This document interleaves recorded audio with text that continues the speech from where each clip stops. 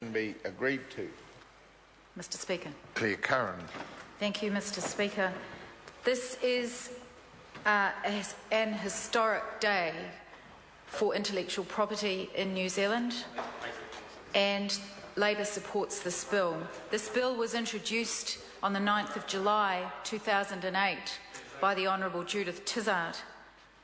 It had its first reading on the 5th of May 2009, and the Commerce Committee, which was chaired by the Honourable Leanne Dalzell, reported back on the 30th of March 2010. It has had a long journey. It has some core principles which underpin it.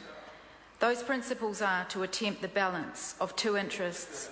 First, to allow innovators to profit from their innovations, from their inventions, and second, ensuring that the monopoly rights that accompany patents are not unduly exploited. New Zealand's patent law, existing patent law, is too generous to those people who seek patents.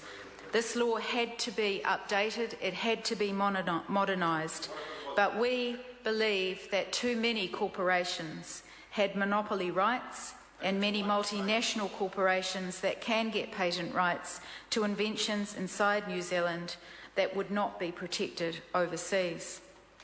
As I said, this is an historic day for intellectual property in New Zealand. Our economy is still reliant largely on weight, on exports that are weight exports, on products that are loaded onto ships and channelled through our ports. Increasingly, we are seeing a weightless economy emerge where the new innovators use code as their currency, where inventions rely on their ability to adapt and adopt technology. They rely on the ability to invent and innovate on the basis of lines of code. Those inventors are our new artisans, but they are also our artists, because they build on what has gone before, as do musicians, painters, authors and dancers, and we need to back them. That's why this bill is so important. It sets the framework for intellectual property in New Zealand, and it sets a framework on which we can build more intellectual capital. Mr. Speaker, I'd like to briefly note some of the comments that were made by the IT industry upon the conclusion of a negotiated settlement around the exclusion of software from being patentable, which is included in this bill. And I'd also like to again commend the Minister for ultimately understanding and being prepared to listen to the industry and to allow that negotiated settlement, which has resulted in Labour supporting this bill today.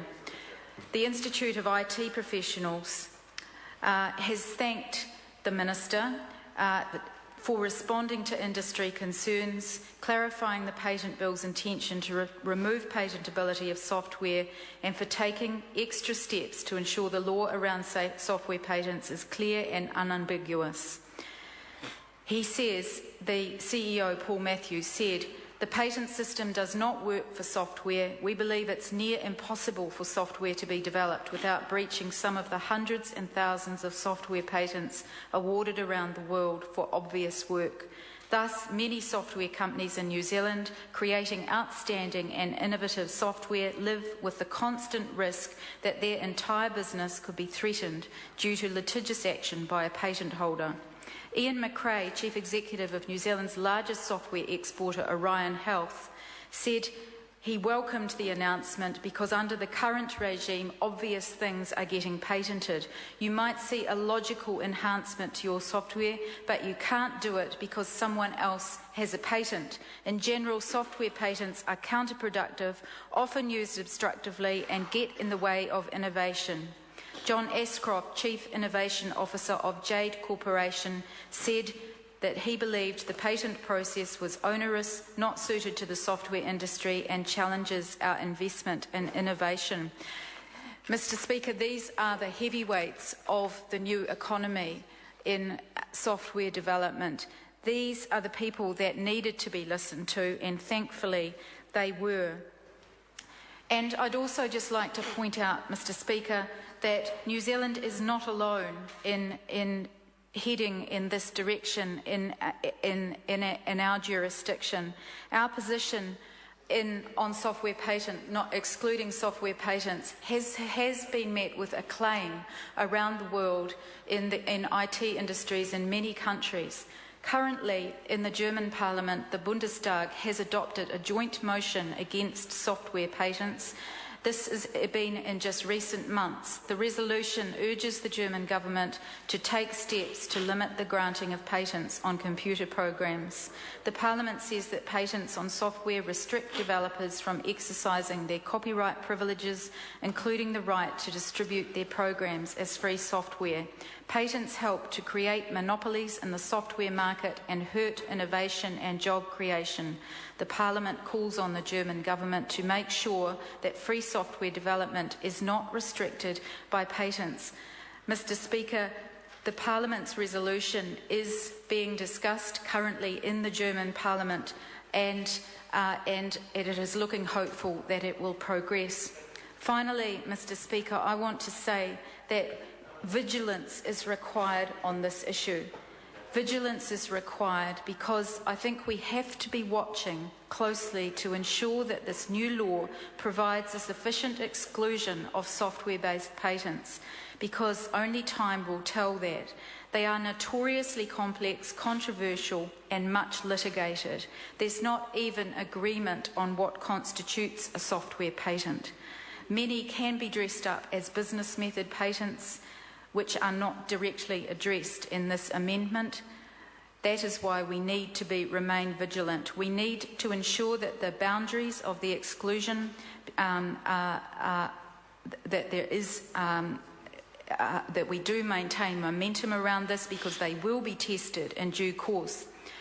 We have to watch that IPONS, which is the Intellectual Property Office of New Zealand, and eventually the courts do enforce this new law robustly, because there may be a challenge required to ensure that the intention of this new law is upheld. What is clear is that the New Zealand IT community, the new developers, the new economy, those who represent our new economy, will not tolerate patents that threaten software innovation. That is to be applauded, and that is why we support this bill. Jonathan Young. Thank you, Mr. Speaker. I'm very pleased to stand in support of the Patents Bill here in its third reading. Sir,